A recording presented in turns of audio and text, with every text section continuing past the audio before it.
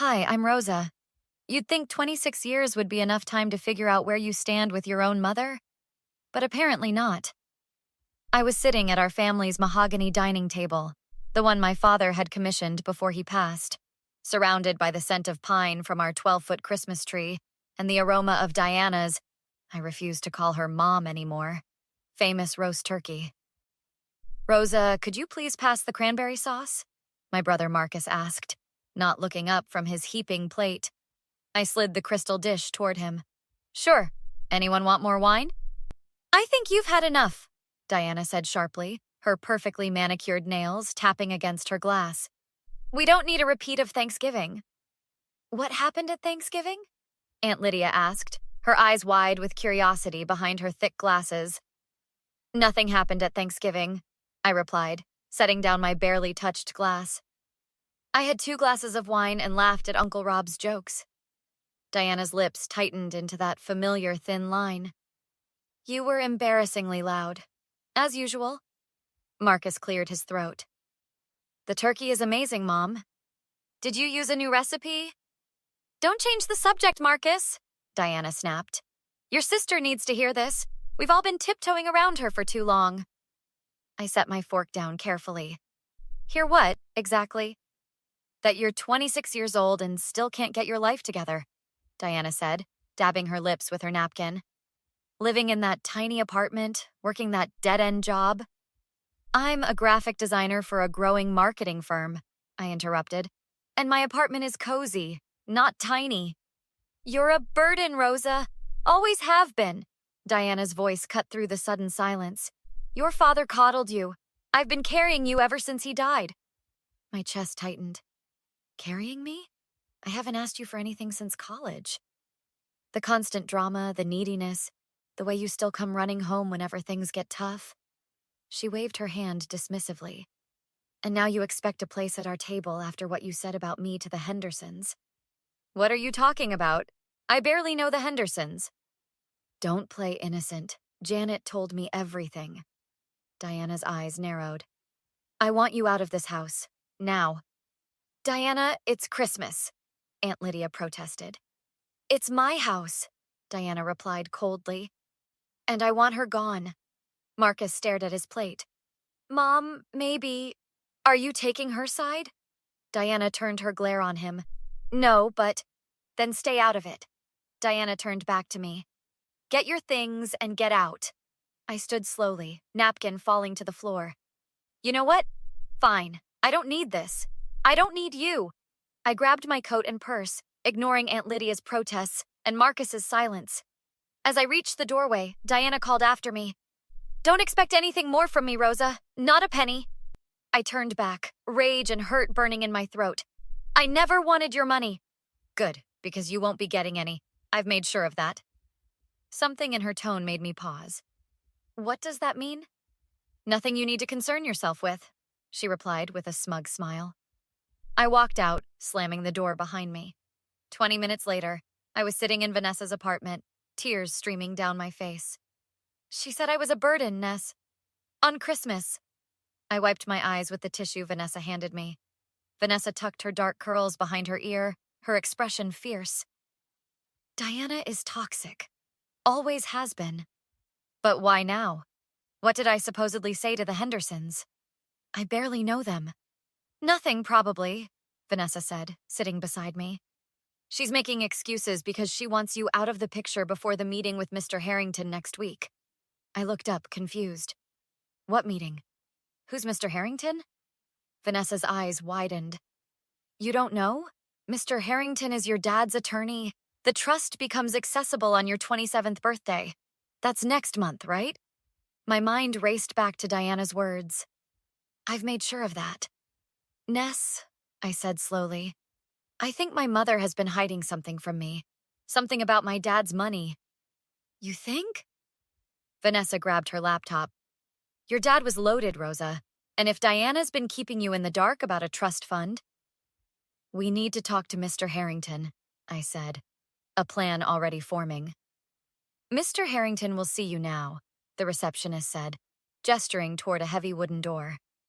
I glanced at Vanessa, who gave me an encouraging nod. We'd spent the past 3 days piecing together fragments of information about my father's estate. Now it was time for answers. Mr. Harrington stood as we entered, a tall man with silver-rimmed glasses and kind eyes. Miss Palmer, what a surprise. Our meeting wasn't scheduled until next week. I know, I replied, shaking his hand, but some things have happened that couldn't wait. Your mother mentioned you might be indisposed, he said carefully. My mother told you I wouldn't be at the meeting? I asked, taking a seat opposite his desk. She suggested you were traveling abroad and had authorized her to act as your proxy. He studied my face. I take it that's not the case? No, Mr. Harrington, it's not. In fact, my mother told me to get out of her house on Christmas Day and called me a burden. His eyebrows rose. I see. And does this visit concern the Palmer family trust? I don't know. Does it? I leaned forward. Because until 3 days ago, I didn't know such a trust existed. Mr. Harrington's expression darkened. Miss Palmer, your father established that trust for you specifically. You should have been informed of its existence on your 21st birthday. Well, I wasn't. My voice trembled slightly. What exactly does this trust contain? He removed his glasses, rubbing the bridge of his nose. Approximately $4.2 million, plus the lake house property and your father's collection of first edition books. My jaw dropped. 4 million? Plus quarterly interest, he added, opening a file on his desk. There's something else you should know. There have been distributions from the trust. Distributions? Vanessa asked. Is that legal if Rosa didn't know about it? No, Miss Grant. Vanessa Grant. No, Miss Grant, it's not. He slid several documents across the desk. These are withdrawal authorizations, supposedly signed by you, Miss Palmer. I examined the papers, anger building. These aren't my signatures. I never signed these. I suspected as much, Mr. Harrington said gravely. These withdrawals total nearly $800,000 over the past 6 years. My mother stole $800,000 from me? I couldn't believe what I was hearing. If these signatures are indeed forgeries, then yes. Mr. Harrington's tone was measured. That would constitute fraud. The office door opened suddenly, and Marcus stepped in, looking flustered. Rosa? The receptionist said you were here. He glanced nervously at Mr. Harrington. Mom's looking for you. Is she now? I stood up.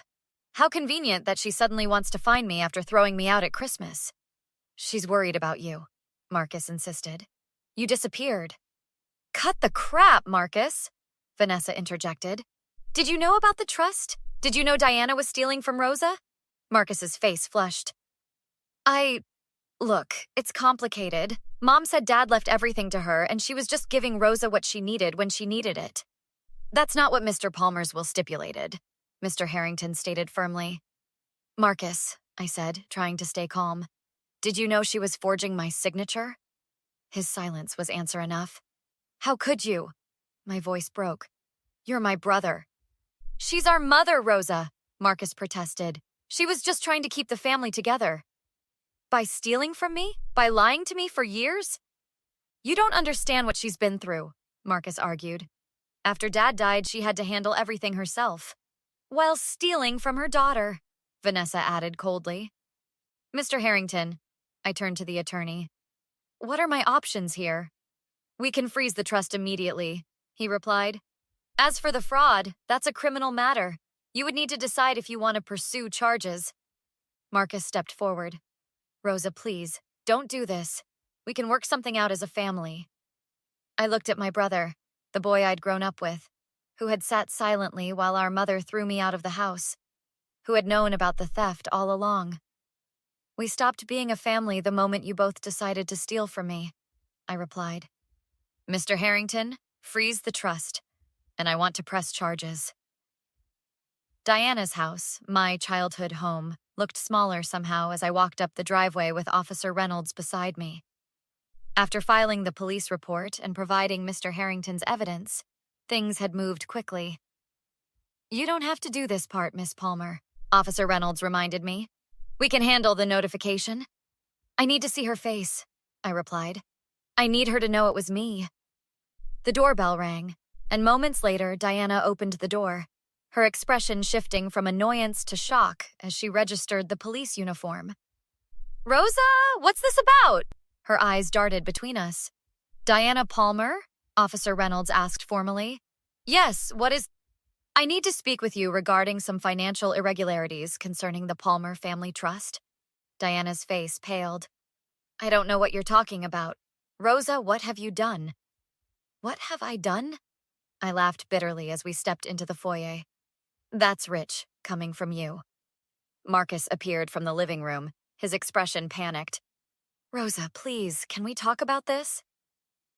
Mrs. Palmer, Officer Reynolds continued, we have documentation indicating unauthorized withdrawals from a trust established for Rosa Palmer with forged signatures on the authorization forms.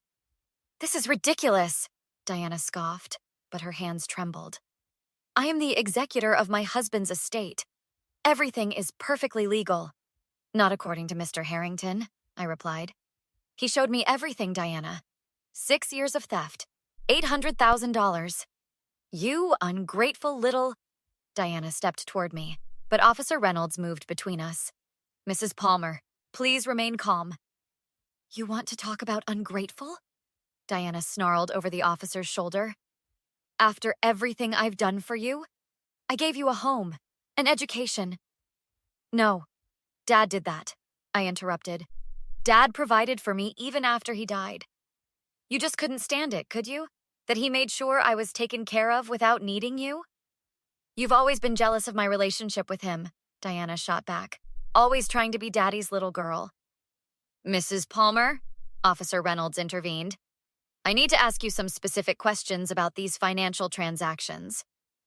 I'm not answering anything without my attorney present, Diana snapped.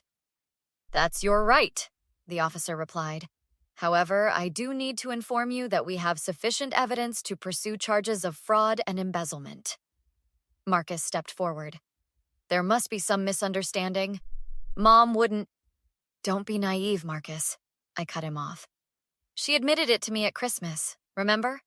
Don't expect anything from me, not a penny. I've made sure of that. She knew exactly what she was doing. Rosa. Diana's voice suddenly softened, her expression transforming into one I recognized, the manipulative look she'd perfected over years. Honey, I was just trying to protect you. You weren't ready to handle that kind of money. Save it, I said coldly. I saw the receipts, Diana. Designer clothes, luxury vacations, that sports car in the garage, all bought with my money. It was a loan, she insisted. I was going to pay it all back. With what? I demanded. More of my money? You little witch, Diana hissed, mask slipping. You think you can come in here with the police and threaten me? In my own home? Actually, I replied calmly, according to Mr. Harrington, the house is part of the trust too. It's my home. Diana's face contorted with rage. You wouldn't dare. Watch me.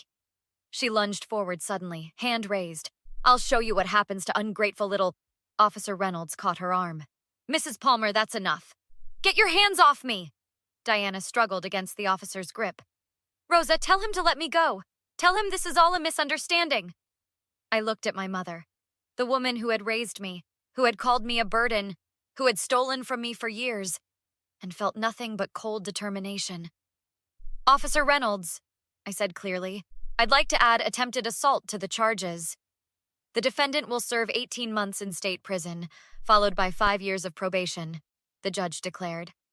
Additionally, full restitution will be paid to the victim.